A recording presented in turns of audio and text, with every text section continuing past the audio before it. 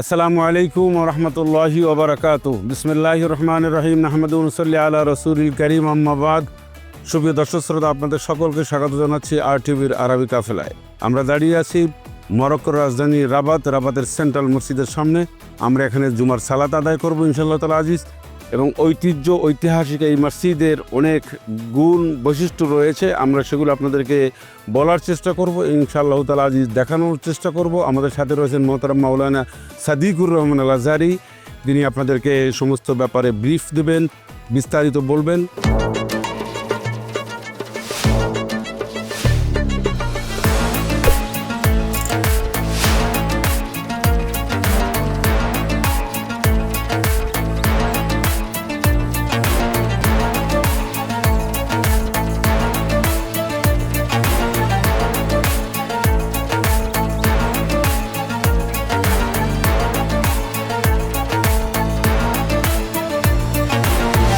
অনুষ্ঠানটির title sponsor Rin, powered by Pran recipe mix, co sponsor Seema steel ও Molla super salt.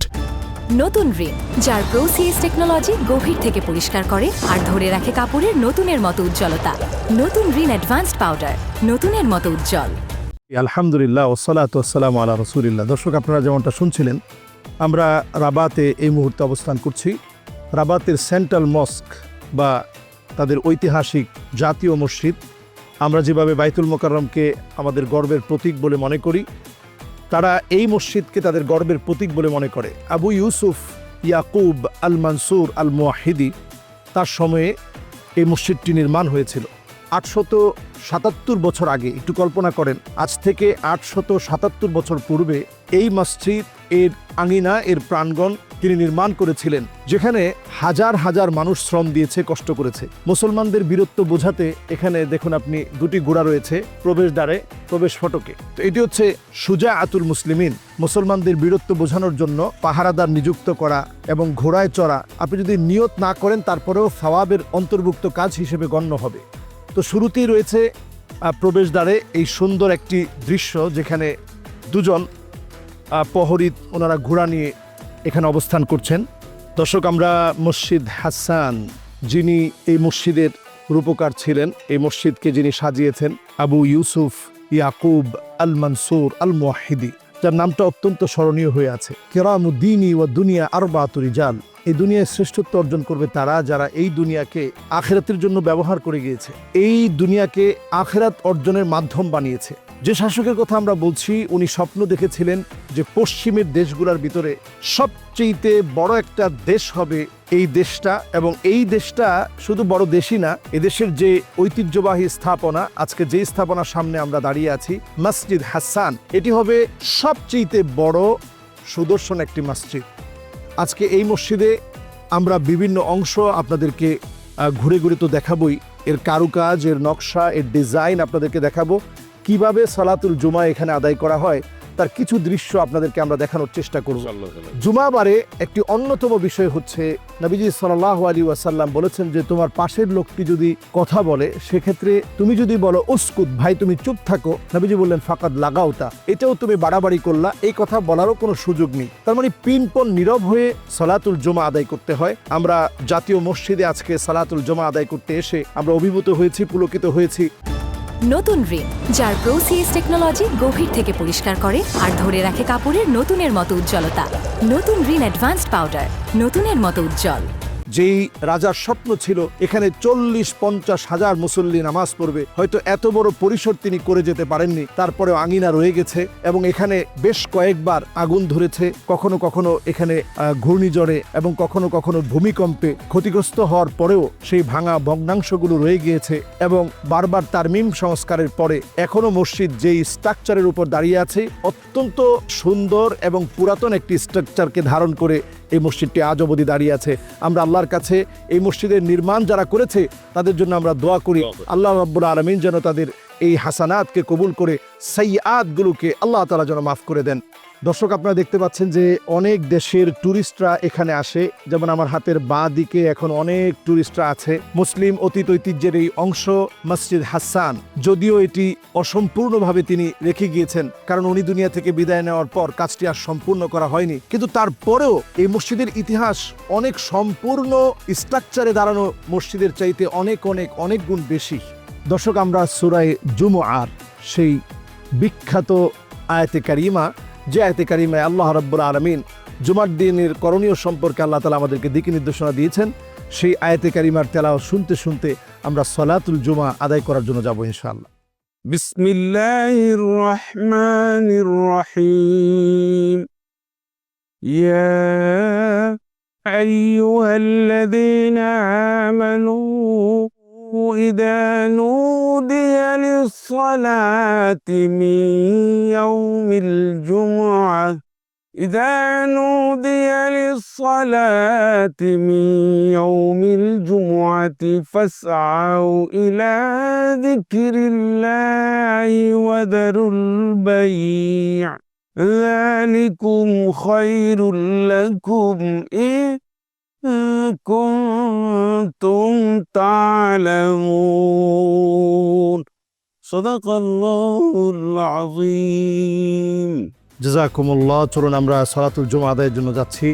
এখানে বিভিন্ন দেশের ট্যুরিস্টরা আসতেছে, তারা হয়তো মুসলমানদের সেই সলাতুল জুমার দৃশ্য দেখবে। তারা এখানে প্রবেশ করার পরই তাদেরকে বিভিন্ন ধরনের পোশাক পরিয়ে দেওয়া হবে, যাতে করে কোনো ধরনের অসৌন্দর্য না হয়, মুসলমানদের এই ইবাদতে যেন কোনো বিঘ্ন না ঘটে। দর্শক, আপনাদের সকলকে মোবারকবাদ জানাচ্ছি। আমরা আজকের এই মোবারক জুমআতে সকলের জন্য, মুসলিম উম্মার জন্য আমরা দোয়া করব এবং অত্যন্ত সুন্দর এবং একটি কারুকাজপূর্ণ ইতিহাস খ্যাত একটি মসজিদে আমরা সলাতুল জুমা আজকে আদায় করবো ইনশাআল্লাহ। সুপ্রিয় দর্শক শ্রোতা, আপনারা দেখছেন আরটিভির আরবি কাফেলা। আমরা মরক্কোর ঐতিহ্য ইতিহাস নিয়ে আছি রাবাতে। অনুষ্ঠানের পর্যায়ে নিচ্ছি ছোট্ট কি বিরতি, আপনারা আমাদের সাথেই থাকুন।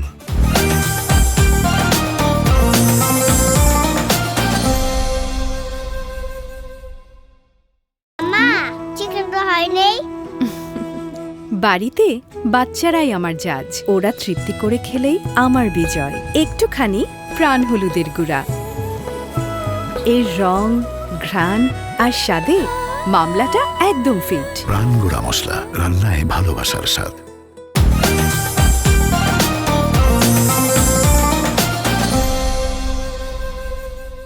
বিরতির পরে আবারও স্বাগত জানাচ্ছি আরবি কাফেলা 2026-এ।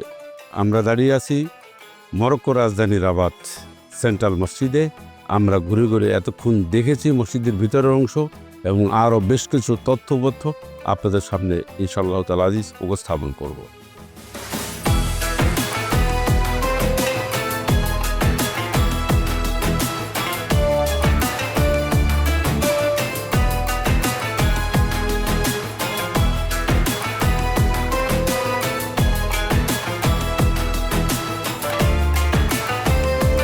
দর্শক শ্রোতা, আমরা এই মরক্কোর সবচেয়ে একটি বড় এবং প্রাচীন মসজিদ হাসান জুমার সালাত আদায় করেছি।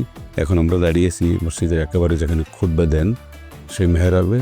এই বিষয় নিয়ে আমরা এখন কথা শুনবো মোহতারাম মাওলানা সাদিকুর রহমান আজহারির কাছ থেকে।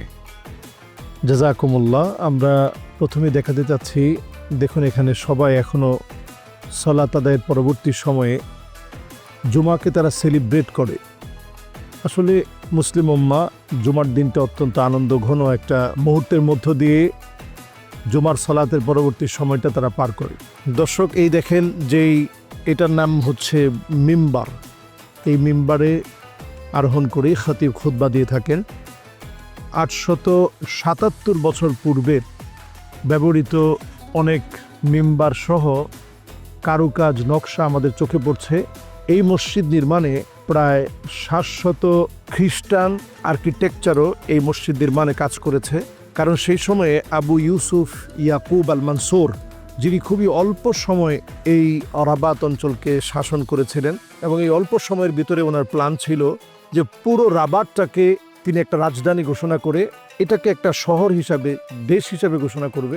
কারণ এটা এতটা সুন্দর, আকর্ষণীয় এবং এতটা সুন্দর করে তিনি সাজিয়েছিলেন। তার স্বপ্ন ছিল তিনি বিশাল এক মসজিদ নির্মাণ করে সারা পৃথিবী, বিশেষ করে এই আফ্রিকা সহ এই পশ্চিম অঞ্চলের জন্য সর্ববৃহৎ দাওয়াতি মার্কাজ হবে এই মসজিদ, এবং সেই দৃষ্টিকোণ থেকেই তিনি এটাকে সাজিয়েছিলেন। আজকে আমরা এই সেন্ট্রাল মসজিদে আমরা সালাত আদায় করেছি, দেখেছি আপামর জনসাধারণ তাদের রাজকীয় রাষ্ট্রীয় যে ড্রেস রয়েছে সে ড্রেস আপ পরে সবাই সালাত আদায় করার জন্য এসেছে। আমরা এখানের খোদাই করা কাজগুলো দেখলে আমরা অবাক হতে হয়। শত শত বছর আগের সে কাজগুলোকে তারা এখনো ধারণ করে রেখেছে। এখানে রয়েছে আন্দালুসীয় ডিজাইন, কর্ডোবার ডিজাইন নকশা, এছাড়া অ্যারাবিক নকশাও এখানে আমরা দেখতে পেয়েছি। খত্তে কুফি রয়েছে। নকশাটা একেবারে ভিন্ন, আমাদের দেশের সাধারণ ধাঁচের মসজিদগুলোর মতো না, একটু ভিন্ন ধাঁচের মসজিদের মতো করেই তারা এই মসজিদকে সাজিয়েছে। নতুন রিন, যার প্রোসিএস টেকনোলজি গভীর থেকে পরিষ্কার করে আর ধরে রাখে কাপড়ের নতুনের মতো উজ্জ্বলতা। নতুন রিন অ্যাডভান্সড পাউডার, নতুনের মতো উজ্জ্বল। এবং এখানে না গরম না শীত এমন একটা আবহাওয়া।